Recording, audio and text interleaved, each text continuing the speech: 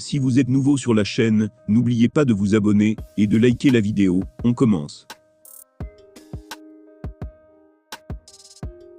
Dans quelques semaines, Francis Ngannou et Tyson Fury affronteront dans l'un des plus grands combats de l'année. Les spécialistes commencent d'ailleurs à se projeter, et pour une légende de l'UFC, la victoire du Predator ne passera que par un principe simple. L'UFC a tout fait pour éviter que cela se produise, en essayant notamment de recruter Fury pour organiser un grand combat avec Jon Jones.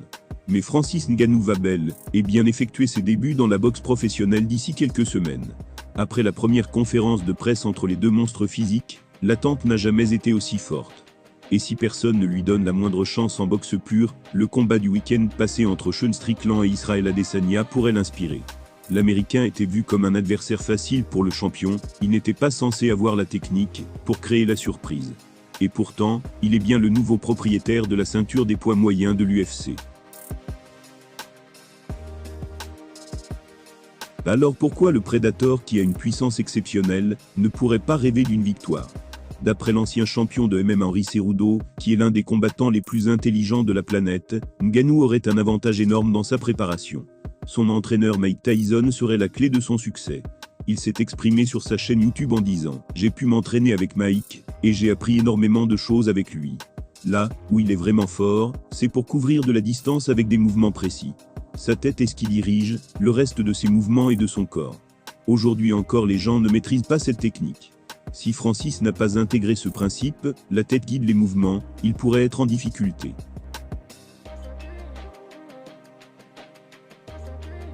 Je pense que Francis aura besoin de deux tactiques. Le premier, c'est de tout tenter, et de chercher le chaos en fonçant sur son adversaire. Le deuxième, c'est de rester contre les cordes, de faire venir Fury à distance, et de tenter de le toucher avec un gros crochet. La boxe et le MMA n'ont rien à voir, et il faut respecter l'art et la boxe. Est-ce que Francis Ngannou pourra avoir le mouvement d'un Mike Tyson? C'est ça la question.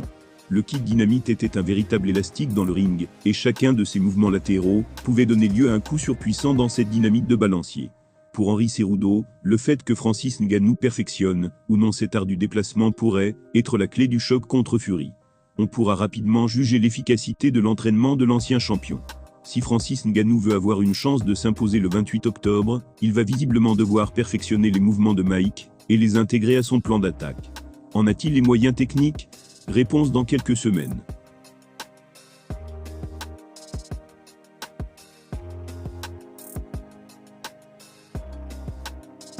Véritable légende de la boxe anglaise et même des sports de combat en général, Iron Mike a toujours fait preuve de férocité dans le ring.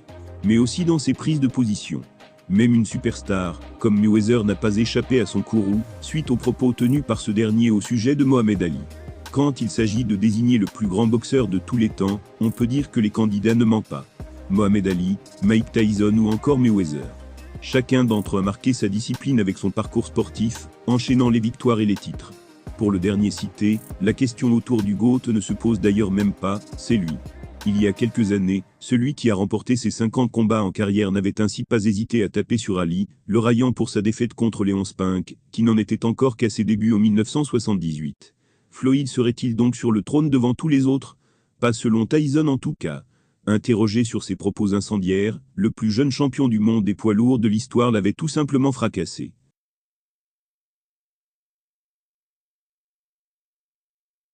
Voilà ces mots, il délire complètement. Écoutez, s'il était aussi vraiment grand que ne l'était Ali, il pourrait emmener ses enfants à l'école tout seul. Il ne peut même pas emmener ses enfants à l'école tout seul. La grandeur, ce n'est pas de s'entourer de gardes du corps pour se protéger. La grandeur, c'est d'être le champion du peuple. Il ne peut pas emmener ses enfants à l'école. C'est un homme qui a peur, un tout petit homme terrifié. Impossible que Monet n'ait pas senti passer cette déclaration des plus incendiaires de la légende.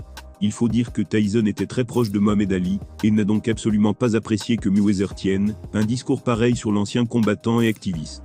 On notera d'ailleurs que la plupart des fans se sont totalement rangés derrière Iron Mike. L'un d'eux a déclaré « Personne n'avait peur d'affronter ce mec, tout le monde était terrifié à l'idée de se battre contre Tyson et Ali. Floyd est-il un plus grand boxeur que ne le fut Mohamed Ali en son temps ?»